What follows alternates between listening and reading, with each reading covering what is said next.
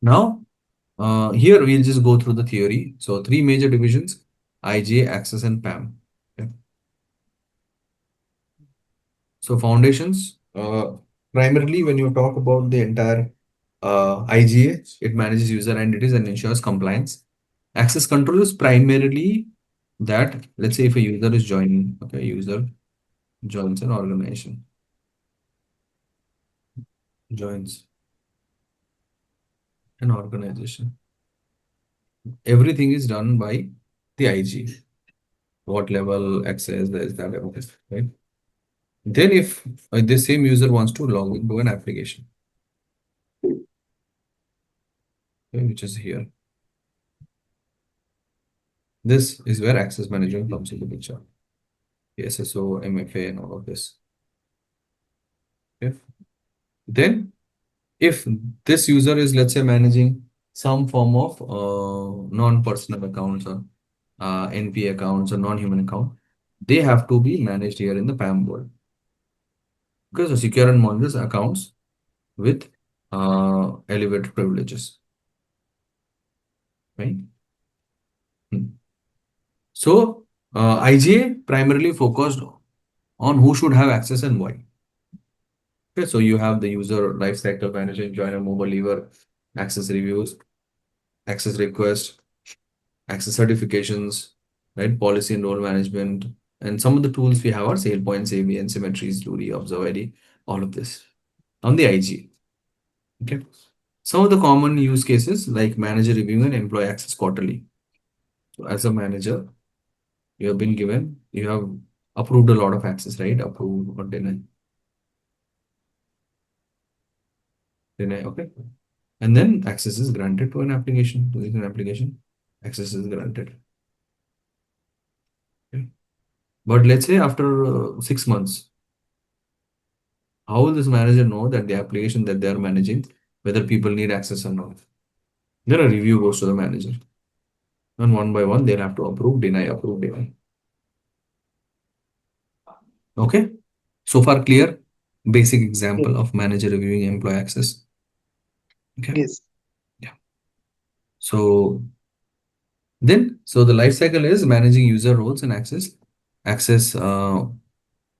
processing and approving access request, access certifications, reviewing and attesting the access rights, and updating and enforcing the access policies.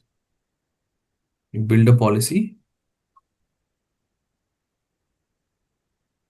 and then you just enforce them here through request, certifications, policy management, and all of this. Okay, so the policy is basically the heart. And to build a policy, you need two things: a problem statement and set of assets or accounts. Let's say you'll need a user and a gap in JML. So, And then you'll Ravi, be able to build a process yes, policy. Ravi, Yes. for me, JML is not, I'm not able to relate what is it? JML is this Joiner joiner mode. lever. So when a user joins, again, we'll go in depth of all of this. Okay. Oh, okay. So it's basically when someone joins and you set up a Okay. process that is called joiner process. If someone is Okay. promoted, their access are Um, now no longer the same. So they have been mm, moved from one access to another. They are called mover. And if Mover. someone leaves, they are called leaver. And the process Okay. you do is for a leaver process. So that's where we Okay. call them JML. Okay. And Okay. then there is a term called also rehire. Okay. JML rehire. Now on the SSO MFA world, what we'll be covering primarily how users authenticate. For example, you are getting a screen where you put a username and password, right? And MFA. And you get a certain level of access. That is facilitated by access management. Tools like Okta, Ping, Microsoft Entra, and all of this.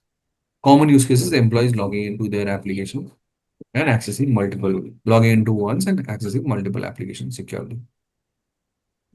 These are the different use cases. So here you have session management.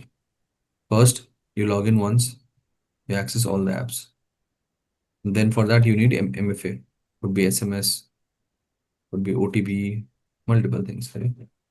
Then comes federation. You want to connect one system to another system.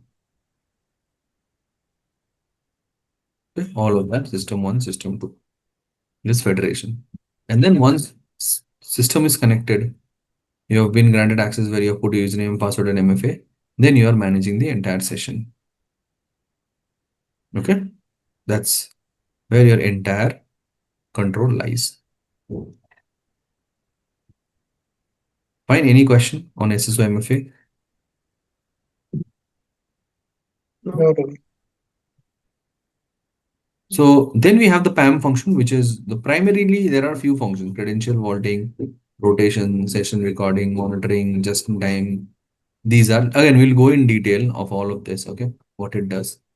Then you have tools like CyberArk, Beyond Trust, Delinea, and one common use case is admin password stored in PAM world rotated automatically. That means you have a non-human account and you want to log into a server. You log into CyberArk and then get inside the server. So here you don't have to put the username and password. Remember the username and password. If the password, uh, the password is automatically rotated at a certain time. And whatever you do inside the server, your session recording and monitoring is there. And you get access primarily for just in time, as much as you need. So credential vaulting, session recording, JIT, session isolation, all of these are the features of privilege access management. Okay. And then the overall framework is who gets access, why access is granted is IGA. SSO MFA federation is access management. Elevated access and privilege access is PAM.